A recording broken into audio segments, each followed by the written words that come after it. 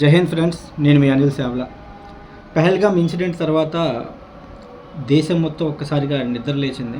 హిందువా ముస్లిమా అని చెప్పేసి అక్కడ ఉన్న టూరిస్టర్స్ని అడిగి మరీ కాల్చి చంపడం అనేది భారతదేశ చరిత్రలోనే ఒక గాథలాగా మిగిలిపోతుంది. ఇలాంటి ఇన్సిడెంట్స్ భవిష్యత్తులో రాకుండా ఉండాలి అని అంటే మన భారతదేశ గవర్నమెంట్ ఏదైతే ఉందో అది దీని మీద కఠినమైన చర్యలు తీసుకోవాలి. అలాగే భారతదేశ పౌరులు కులమత అన్నిటికీ కులమత వర్గ వర్ణ భేదాభిప్రాయాలు లేకుండా అందరూ యూనిటీగా ఉండేసేసి ఈ సిచ్యువేషన్ మీద యూనిటీగా మన వాయిస్ని మనం రైజ్ చేయాలి. సెంట్రల్ గవర్నమెంట్ ఏదైతే చర్యలు తీసుకుంటుందో వాళ్ళకి అగైనెస్ట్గా సెంట్రల్ గవర్నమెంట్కి సపోర్ట్ చేయాలి.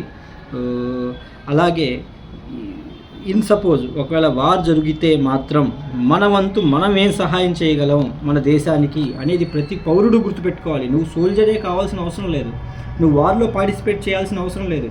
వార్లో పార్టిసిపేట్ చేయకుండా కూడా నువ్వు చేయగలిగేవి చాలా ఉంటాయి. అలాంటివి చేసి నీకు దేశం మీద ఎలాంటి ప్రేమ ఉందో అది ఆ ప్రేమని వ్యక్తపరచండి.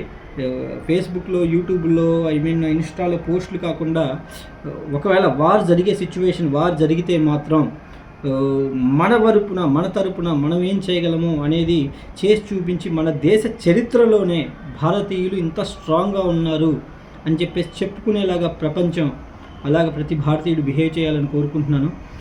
ఈ వీడియో చేయడానికి రీజన్ ఏంటంటే ఇప్పటికి కూడా కొంతమంది పందులు, వెధవలు, నికృష్టులు, నీచులు ఇంకా సింధు జలాలను ఎందుకు ఆపేస్తారు, అది అన్యాయం అంటున్నారు, ఇంకా ఏవేవో కోస్తున్నారనమాట. ఇక్కడుండి ఇక్కడ తిని ఇక్కడ బ్రతుకుతూ ఇంకా లేదు ఈ పహల్గామ్ ఇన్సిడెంట్ గురించి మెమోస్ కానీ వీటితోటి జోక్స్ కానీ ఇలాంటి రీడ్ చేసేసి చాలామందిని చూసిన తర్వాత అసహ్యం వేస్తుంది.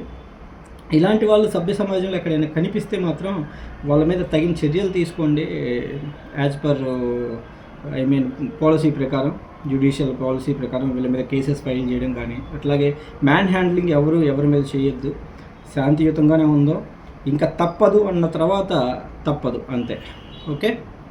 ఓకే ఫ్రెండ్స్, జై హింద్.